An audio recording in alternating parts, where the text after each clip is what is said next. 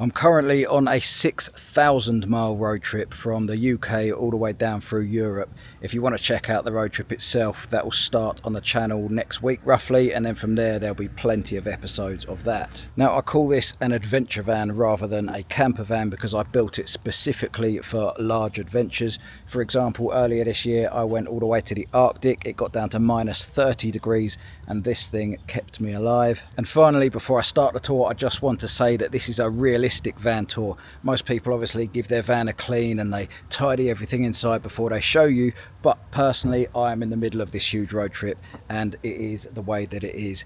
That's why I wanted to show you the realistic side of it, so let's crack on. There's actually two engines with these vans. There's, I think it's a 2.2 or a 2 litre, and that is the Transit engine, apparently extremely unreliable. This 2.3 is the Iveco engine, and it is apparently a lot stronger, like a tank. And from my experience, that is correct. It sailed for the last 2 MOTs with not a single advisory, plus it's done the Arctic trip and this trip that I'm currently on, and everything in between. And I never usually do this, but the last thing I want to do is to break down, so let's touch a little bit of wood, but we'll get back to the interior in just a minute. So as for the outside, I've got these alloys from Rogue Alloy. I absolutely love those things, and the BFG tyres there as well. Along the sides I've got these side steps, and I don't really trust using them as steps, but I think they look nice. Up on the top of the roof I've got the biggest light bar that I could get my hands on, and down this side that's the exhaust for the heating system. Up here we have some traction boards, and believe it or not, these are literally just stuck on with magnets, and I drove about 8,000 miles like that.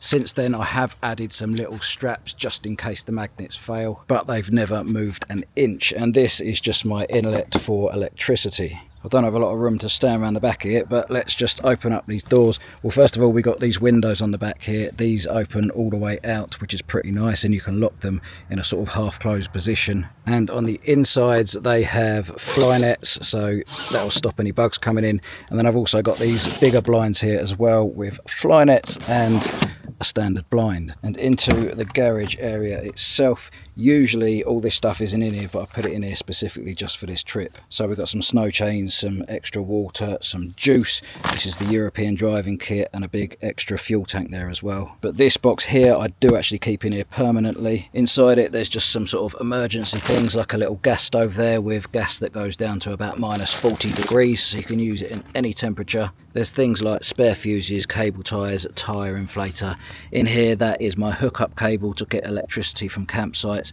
And we also have the hose there to fill up with water. Now behind that, this is my massive custom made wheel arch water tank, and I can see the level of the water in this tube here, and I fill it up just by sticking a pipe on there. The reason why that inlet is on the inside and not the outside is because when I went to the Arctic, that would have just frozen straight up if it was on the outside of the van. Underneath that tank I've just got my water pump and accumulator, and that thing there, I'm not going to pull it out, but that is my shower. Where possible I shower elsewhere, like this campsite for example, but if you're in the middle of nowhere, that can be a game changer. And on the other side of the garage over here we have my entire electrical system, and this powers pretty much anything. Oh, that noise is coming from the fridge. She's just kicked in to keep everything cool, but we'll get to that inside. But a very brief rundown of this. So we've got two MPPTs, that's for the solar on the roof. I've got a smart buck boost charger, so when I drive that tops up the battery. This just here is my distributor and all my fuse boards. I've got a shut off switch there and a servo there, which is like the brains of the system. This is the inverter charger, so when I plug into hookup, that charges the battery, and it also powers anything that's 240 volt in the van. As for the heart of the system, this is the battery here. It's absolutely huge, and it's from a company called Fogstar. The best batteries around in my opinion. One of the great things about it as well is it's actually got its own on-off switch on there as well, so you don't have to pull the cables off every time you want to work on the system. I also have 4 of these little CCTV cameras all around the van. And finally, for the outside, on the roof there is a max fan in the middle and 2 solar panels on the front and the back, both totaling to roughly 500 watts of power. So moving on to the cab before we get to the exciting bit. As I said, nothing has been cleaned up. That's just my towel drying over there. Underneath that I keep a load more water bottles down there. That's just my camera bag. Both of these chairs swivel round so I can use them to face into the back. And finally I've just put a little unit on the top there, which is a sat nav and I can also play my podcast through my stereo using that as well. Oh, and how can I forget, up front we also have two very important pigeons that guide the way through my adventures. So I think we're just going to start here and do a complete circle around the van so that I make sure I cover everything. So for starters, this section up here is just storage for things that I don't really use but I should. For example, that is a gym bag. Around the back on the left there, I've got binoculars, I've got some more exercise equipment like resistance bands. This is just a bag of random things. There's some paper plates in there and all sorts going on. And this here, everybody seems to love this. This is my blackout blind for the front of the van, and it can be zipped up either side all the way, and not only does that make a nice thermal barrier, but it also obviously gives you a bit of privacy in the back here. I have currently got all the lights on in here, but that's just so that I can show you guys things a little clearer. So let's start with these top lockers up here. So in this one on the left, I've got bathroom stuff basically. I've got a mirror, I have got, well, that's cooking oil, but that's just because I didn't want it to spill. I've got deodorant, aftershave, a wash bag with all my stuff that I need in there, massive adult baby wipes so that if you don't have time for a shower, you can still keep yourself clean. And then there's just a fire extinguisher and a fire blanket there as well. In the next one along, that is just underwear and some Dettol bacterial wipes. And underneath here, I fitted a switch just for my underlighting there as well. And that comes in handy if I want to work at night and I don't want to put on the main lights. So this desk actually slides out. I can use it from either the passenger seat, the driver's seat, or this comfortable seat here. And if we chuck the comfortable seat out the way, we can then access underneath it, and that reveals my toilet. Next to the toilet down in this section here, that is the Truma water heater and air heater. And I've got 3 vents for that. There is 2 there, there is 1 on the other side, and there's also 1 over in the garage to keep the water from freezing up in the winter. So moving around a little bit further, this is just my area. I wanted an area where I can just sort of chuck stuff when I'm in the van and I'm not driving around. And underneath that, this is my mini cooker air fryer, and I absolutely love this thing. It cooks pizzas like an absolute professional. And then there's an additional bit of storage just underneath there. That is just another little hookup cable. And by the way, I did build this entire van myself with pretty much no experience. Well, I say that, I had a little bit of help with things like the Max fan and putting the windows in, but 95% of it I did on my own, and it was all a bit of a learning curve. But there is a build video on the channel as well, so I'll link that in the description if you want to see how it all came together. So up on the ceiling just above all that, that is the Max fan, and that will push air in or out depending on what you want. And then below that we just have my wardrobe, so that is all my clothes hanging up in there. Above that I've got a carbon monoxide alarm, and this is my switch panel. So that controls various things in the van, the light bar on the front of the van, the fridge, the TV, the CCTV, all the lights inside. And talking of the lights inside, the ones at the back there over the bed, I want it to be like a warm white so that the bedroom area at night is nice and cozy. And then all the ones that are to the front of the van, they are actually a cool white, so it just lights things up like daylight. Underneath the wardrobe, I've just got additional storage for clothes in there as well. And then beside that, I do need to neaten this up, but this is like a charging shelf, so I've got my phone on there charging at the moment. And then underneath there, that is just a kitchen roll and a load of random wires. Oh, that thing that's glowing up there, actually this is really good. So this is just one of those 12-volt things that goes into a cigarette lighter socket, but it powers things up to like 100 watt for USB-C, so I can use that to charge my laptop, my phone, my cameras and everything. And behind that, there's also some regular plug sockets there as well. And then below all of this, I have an additional power station just for a backup power supply. Moving round to the bedroom quarters, we have this new underlight, which I put in the other day. I absolutely love that thing. It just keeps the lighting nice and soft in the bed area. And then up on the wall here, I've just got all of my remote controls. These are just on little magnetic mount things, which I think is quite cool. Oh, and also down beside the bed, I did want a little sort of shelf area where I can stick a drink at night. So that is quite convenient having that. And then moving around past the back doors, that is my CCTV system up there, so you can watch all 4 sides of the van at once, or you can choose a particular side if you want it to be full screen. And then next to that I have my TV. Now this can actually pull out if you pull this tab,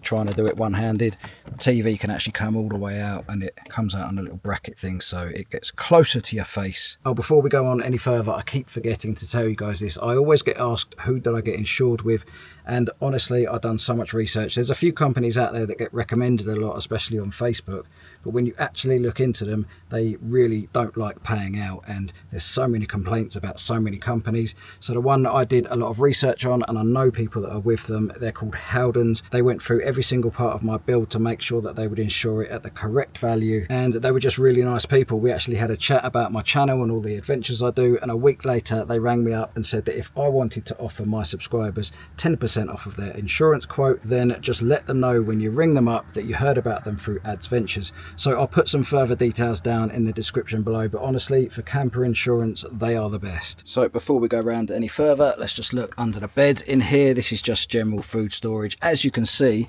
I'm a very healthy human being. There are bananas in there currently. That's just water storage and random bits. Then obviously next to that is the fridge, and this also has a freezer compartment in there. Oh, I forgot I had them. Sweet as a nut.